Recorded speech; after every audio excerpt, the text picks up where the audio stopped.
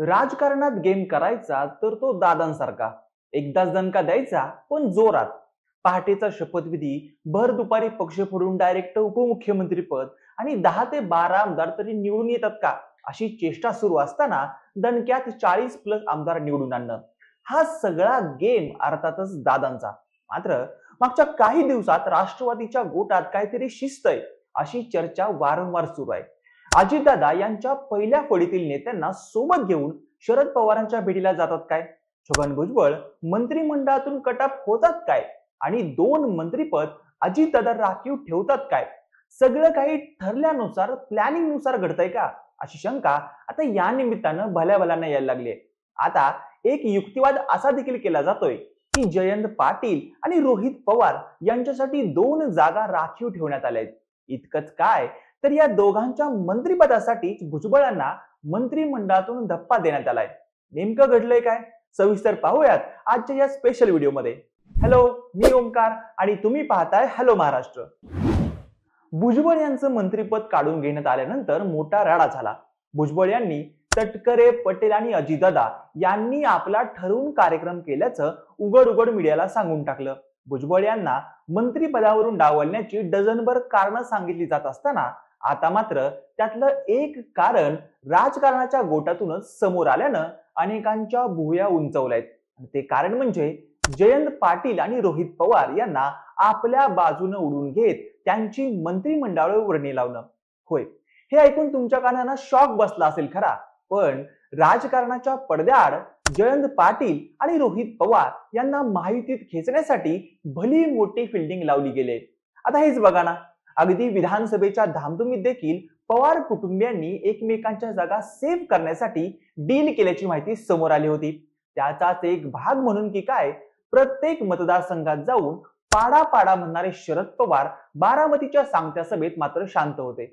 एवढंच कशाला, तर अजितदादा यांनी देखील रोहित पवार यांच्या कर्जत जामखेड विधानसभा मतदारसंघावर फारसा काहीसा हस्तक्षेप केलेला नाहीये. म्हणूनच रोहित पवार पराभूत झालेत असा प्रश्न निकालाच्या दिवशी जेव्हा अजितदादांना विचारण्यात आला तेव्हा त्यांची बदललेली बॉडी लँग्वेज आणि प्रीती संगमावर काका पुतण्याचा पाया पडणीचा झालेला कार्यक्रम, हे सगळं पाहून काहीतरी ठरल्याप्रमाणे स्क्रिप्टेड तर नाहीये ना अशी शंका आता अनेकांना यायला लागले. त्यात भुजबळ यांना मंत्रिपदावरून डावलण्यात आल्यानंतर महायुतीच्या बाजूने बोलणाऱ्या लक्ष्मण हाके यांची प्रतिक्रिया मात्र फारच बोलकी होती. एकीकडे धनंजय मुंडे आणि पंकजा मुंडे यांना मंत्रिपद दिल्याचा आनंद आहे, पण दुसरीकडे छगन भुजबळ, गोपीचंद पडळकर यांना डावलण्यात आल्यानं या महायुती सरकारनं ओबीसी समाजाचा रोष ओढून घेतला. सरकारनं मंत्रिमंडळात अनेक ओबीसी चेहरे दिले असले तरी आम्हाला समाज म्हणून मंत्रिमंडळात छगन भुजबळच पाहिजे होते, पण त्यांना न घेतल्यानं ओबीसी समाजाचा अनादर झाला. हे सगळं काही क्लिअर कट सांगत असताना त्यांनी एका राजकारणाच्या पडद्याआडची एक कमेंट करून अनेकांना मोठा धक्का दिला. गेल्या काही दिवसातील राजकारण पाहता अजित पवार यांनी रोहित पवार आणि जयंत पाटील यांना मंत्रिमंडळात स्थान देण्यासाठी भुजबळ यांचा बळी दिला आहे का असा सवाल आम्हाला उपस्थित झालाय. अजित पवार हे दिवाळीसारख्या सणाच्या दिवशी बहीण सुप्रिया सुळे यांना भेटत नाहीत, पण शरद पवारांच्या वाढदिवसाच्या निमित्तानं अजित पवार सर्वांना घेऊन जातात. हे मिली बघत नाही का अशी एक भोळी भाबडी शंका मीडिया समोर मांडून त्यांनी अनेक नव्या राजकीय प्रश्नांना जन्माला घातलं. मागच्या काही दिवसातील घडामोडी नीट जोडून पाहिल्या तर खरंच जयंत आणि रोहित या जोडगोळीला मंत्रिपदावर घेण्यासाठीच भुजबळ यांचा पवित्र देण्यात आला नाहीये ना असा समज सगळ्यांचाच होऊन बसलाय. आता मागच्या काही दिवसातील 6 घटना आपण जोडून पाहू.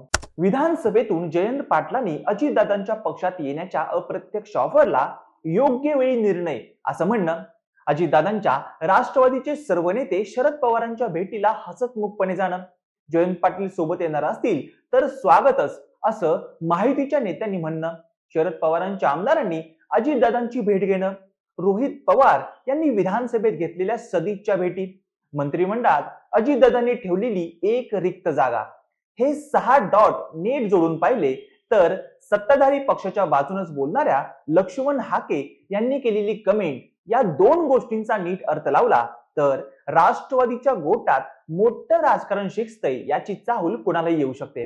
आता या पॉलिटिकल स्क्रिप्टच्या या पुढच्या भागात खरंच रोहित पवार आणि जयंत पाटील हे अजितदादांच्या घड्याळाच्या काट्यावर पुन्हा एकदा मंत्रिमंडळात आलेले आपल्याला पाहायला मिळतील का?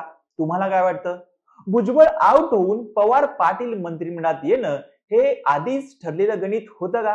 तुमचं मत आणि प्रतिक्रिया मला कमेंट बॉक्समध्ये नक्की कळवा आणि अशाच नवनवीन आणि माहितीपूर्ण व्हिडिओसाठी आमच्या हॅलो महाराष्ट्र या चॅनेलला लाईक, शेअर आणि सबस्क्राईब करायला विसरू नका.